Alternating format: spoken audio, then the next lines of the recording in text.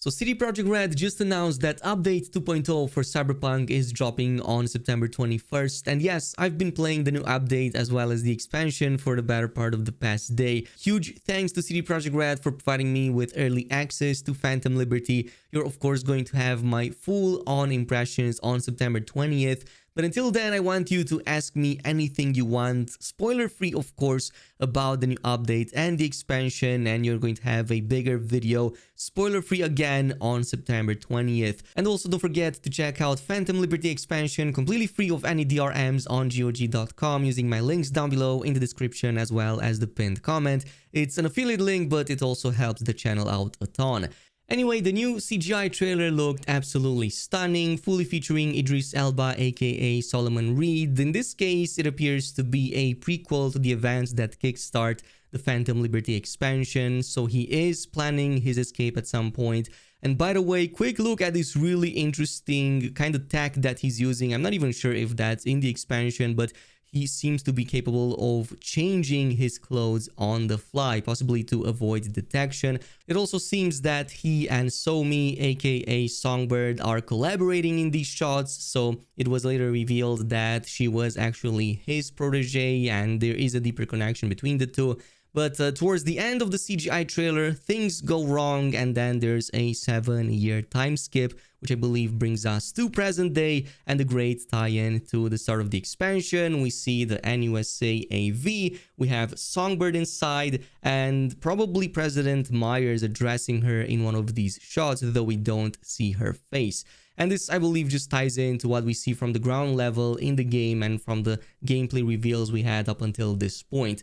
Nonetheless, let's talk about some of the new stuff coming in with the expansion, and I do want to start things off with some of the gameplay details that CDPR revealed. Now, this is mainly focusing on some of the new possible builds that we can create in Phantom Liberty. It seems that they have greatly expanded what you can do with existing builds. Like, you can go with a Netrunner, but now you can implement hacking and slashing and kind of benefit from that too, or going like a bullet time ninja and get even better benefits from slow time and using the blades. So one of the builds showcased here was the bullet time ninja. This focuses a ton on the dash ability. So dash is one of the new abilities in the game that we can see kind of acts a bit like the maneuvering system we already have pre-update 2.0, as in it kind of lets you dash in the air and on the ground level. We know that dash is one of the abilities we can unlock in the reflex skill line from the previous live streams, but again, you have to get a few points in there to also unlock this. And on the keyboard and mouse, it seems to be performed with the Q button, but you do need the extra point in there.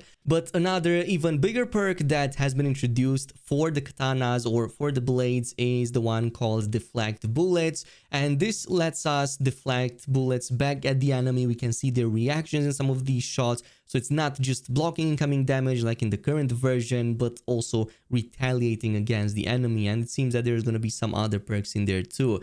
But other things revealed about this build is that performing finishers on low HP enemies can give you some big boosts. But probably the coolest of them all is the new interaction that you get from getting perks in the new relic skill tree, because there's one that lets you perform finishers with Mantis Blades, and once you perform a finisher with the Mantis Blade, you can then hold the attack button to reach enemies very far away or very high up, like at the top of very big structures, which I don't think is possible in the current version of the game. This just extends the range on this ability so much more. Plus, the effect surrounding it is really cool.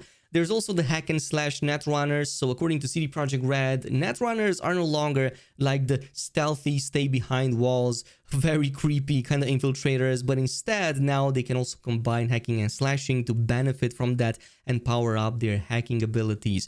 So one of the new things added is the hacking queue. You can stack up to like 4 new hacks in total to deal even more damage. So it seems that every new hack you stack on top of a target will appear one after another. We can see here that Contagion was applied and immediately after that Overheat, and both of them were displayed one after the other at the top of this enemy's HP.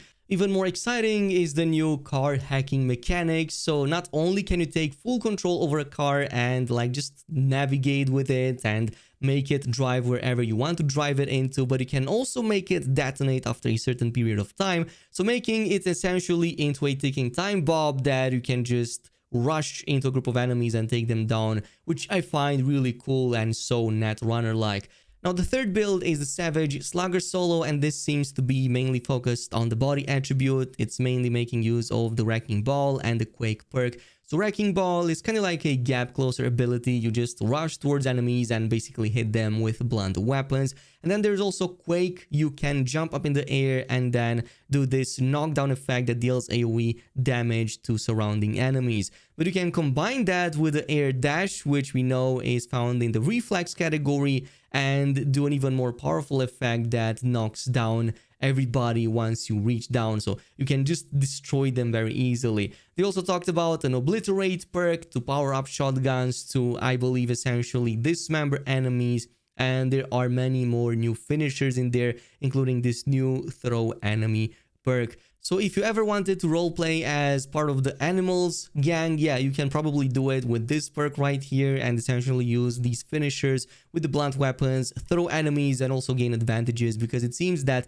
throwing enemies into one another deals a ton of damage, like really a ton of it. Also, you can combine this with some of the Relic Tree perks to supercharge your Gorilla Arms and make all of your hits like fist attacks and so on to send enemies flying really far away. I really like that combination and should definitely work really well with a, I guess, David Martinez kind of build. We covered that last year, but I'm super interested to see how it looks like in the new update.